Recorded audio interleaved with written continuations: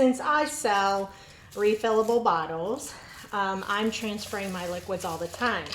My most frequently watched video is one in which I show you how to transfer thick liquids using this special funnel. So knowing that, I assume that's information that you need. So today I'm talking about 6 ways to actually accomplish that goal of transferring thick liquids. These 6 ways are going to be super helpful in finding one that works well with your process.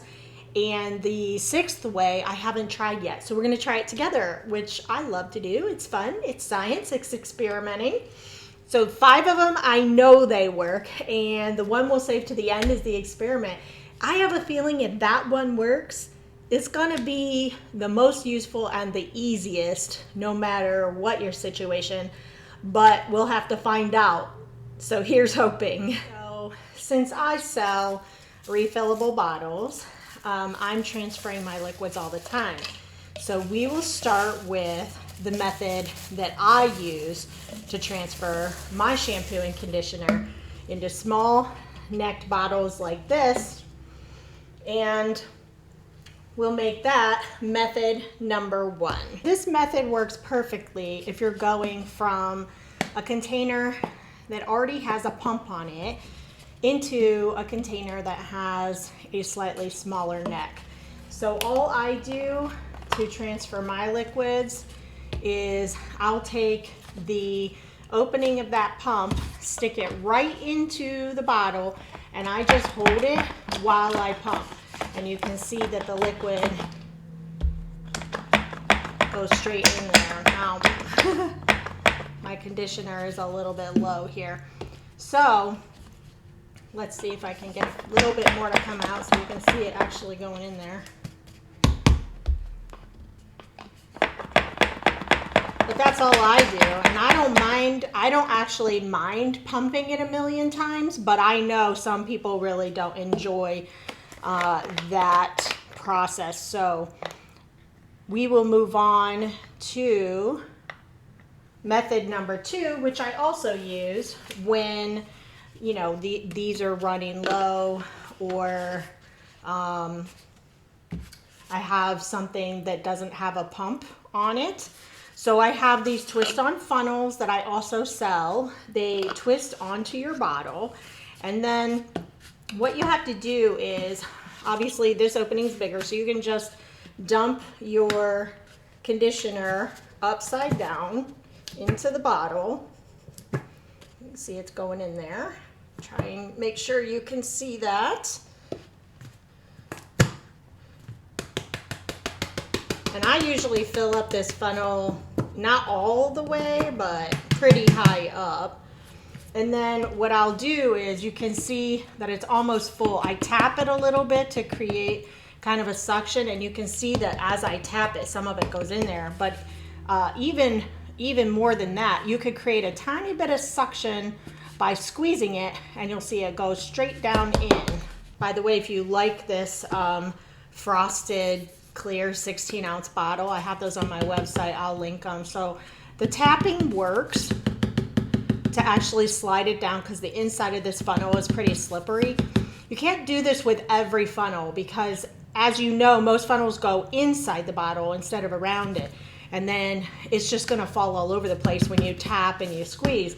But in this case, this funnel screws right onto bottles. They have to be 24 millimeter or 28 millimeter neck. This bottle is a 24 millimeter neck, so this funnel screws onto there perfectly. So that is the second method of transferring liquids from one bottle to the next. If that is your situation, you may find one of those 2 methods useful. Okay, method number 3 is you can loosen up your thick lotion by giving it some heat. I'm going to give you a little glimpse into what this lotion is like inside of here. You see how thick that is? It's like a big clump. It's really good for your skin, but it is really difficult to transfer from this giant bottle into smaller necked bottles. So The third method is to use heat. And what we can do, I'll just take a clean bottle here since that one has conditioner in it. What you can do is you can try a couple of different things to add heat. You can do a hot water bath, which I did earlier. And that would consist of putting your lotion, putting your water rather in a container. Make sure it's boiling water, really hot. And then you just submerge your container of lotion in there and wait till it gets, pourable enough. But what I found is that it takes a lot to get lotion that thick to become pourable. So one thing you can do, and I don't recommend this for every lotion and soap out there because of the potential chemical reactions, but what I did is I popped this container of that same lotion into the microwave. I gave it a 30-second burst, stirred it, and another 15 seconds. And as you can see, it's a lot more pourable. And then you just take your pointed tip measuring cup, and then you can mostly pour it in there. And you got to move quickly before it starts to thicken again. And you can see even that makes a little mess. And this is probably already started to thicken up a little bit since I warmed it up. But that does make your thick liquid a little bit more pourable. But what I would probably suggest is to still get the twist-on funnel, and then you don't have to be quite as precise about the pouring. And a lot of times if something comes out clumpy like that, you really want to kind of pour away a little bit above the opening. That way it doesn't go a big clump and then clog the front of it. As you can see, this method could be quite time consuming and also a little messy. You might lose some of it. So it's not my favorite method. It is something that people can, might recommend. It might work from time to time, or if you have a slightly wider neck on your bottle and you don't want to put, any more resources into buying supplies, that might work for you. It certainly pours a lot better than it would straight out of the container, but not my favorite method. Okay, this next method really only works if you like a wider mouth bottle for your project. Now, I love a wider mouth bottle because they're so much easier. I designed these wide mouth bottles, so I do love them. And they come with a cap and a pump. So the opening is very large. So as you can see, even I can pour into it. I really don't even, make much of a mess at all by pouring straight from a cup. But even better than that, I don't even need that cup because this opening on this bottle is so wide that you can actually take your big giant jug and you can just turn it upside down inside that bottle and just squeeze. It does have to be a squeezable jug to do this part. Squeeze. You see how thick that is coming out of there? It's like a tube of lotion. Super good for your hands, but not great for dispensing liquids. They also do sell on Amazon and other places. You can purchase pumps that go straight onto these bottles. So you can use method number 1 if you just want to invest in a pump that pumps straight out of this bottle into your smaller bottles. But see how easy that is? I mean, the squeezing might not be easy. And if you're not strong or you have dexterity issues, you may not like the having to balance a big heavy bottle over top of this one. But the benefit is that you don't really have to do a lot of aiming. It just goes straight into there. The one reason why these bottles may not be for you as opposed to these bottles is their size. So in order to get a bottle with a wider mouth, you typically need a wider bottle.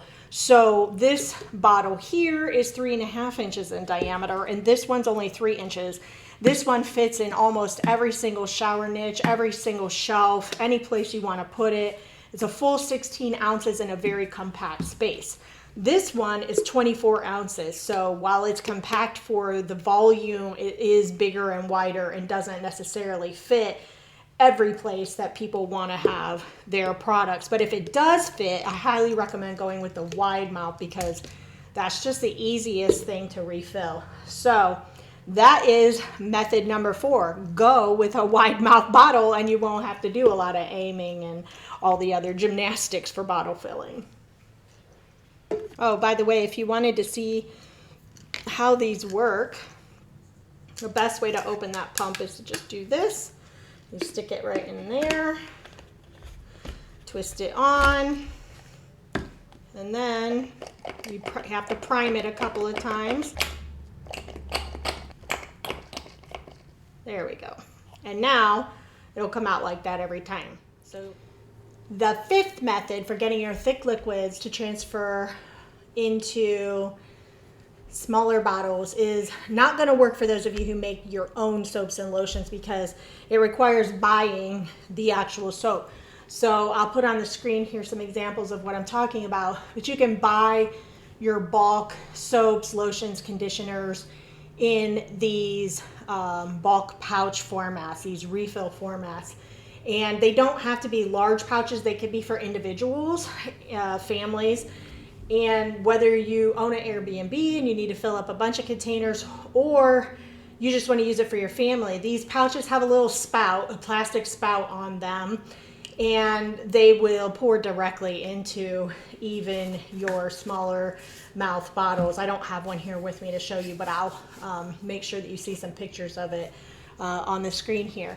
So that is one option for being able to transfer refills, and it actually is one of the reasons why getting beautiful refillable bottles makes sense, because you don't have to buy your shampoo and conditioner and body wash at the store and just toss out a million plastic bottles into your recycling bin once a month. If you buy the refill pouches, you can just refill any bottle that you have. That one is a really viable option for you if you just want easy, fast, and refills. Okay, so that was all of the methods that I know work, some to better degrees and some to lesser degrees. Now let's experiment with the final method that I haven't tried yet and see if this works. I was running through my head the other day, a while back, and I thought to myself, I used to have a fish tank, and you can't always just remove all the water from your fish tank if you've got live fish in there. So what you do to clean it is you use a siphon. And I thought, well, a siphon is super smart. Can we use a siphon to transfer thick liquids? Then we don't have to do any holding, squeezing. The only thing you have to squeeze is the siphon itself. So what I'm going to do is, I haven't even assembled this siphon yet, so I'll let you experience this with me. I will fast forward through the assembly process, and then I'll slow it down again when we're ready to do the siphoning.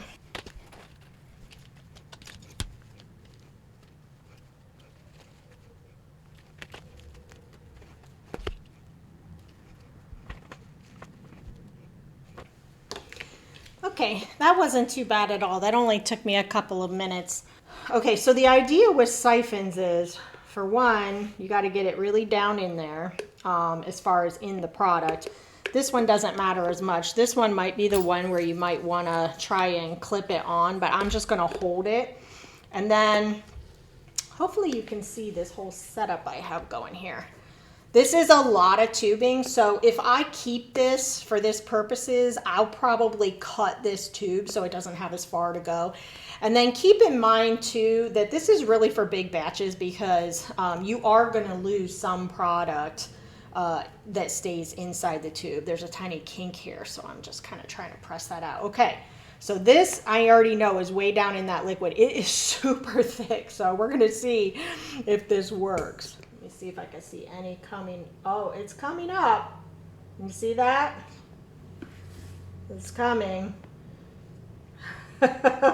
This is not going to be your fastest process, I think. I think the problem with this method is how thick the lotion is, and that's what I was concerned about. For something like thick lotions, this tube has a hard time refilling back up with air. It's a great experiment, but I don't think it's gonna work. You know what though, if somebody wanted to create a siphon for thicker liquids, this would be a good reason to do it, right? Okay, well, I'm not going to try with this anymore because I've already wasted a lot in here that I'm never going to get back out, and it's already taken way more time than you would want to commit to that. So we'll say method number 6 is a total bust, but there are 5 other ways for you to be. Okay, so that was 6 ways that you can transfer thick liquids into small neck bottles, but only 5 that work. The 6th one, hey, we did an experiment together. It didn't work. What can I say? I didn't plan it, and I didn't know if it would work, so it didn't.